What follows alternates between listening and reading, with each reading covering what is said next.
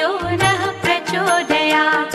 ॐ भूर्भुवः स्वः तत्सवितुर्वरेण्यं भर्गो देवस्य धीमहि धियो यो नः प्रचोदयात्।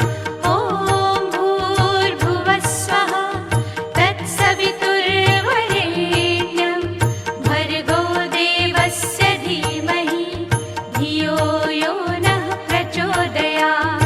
ॐ भूर्भुवः स्वः तत्सवितुर्वरेण्यं भर्गो देवस्य धीमहि धियो यो नः प्रचोदयात्।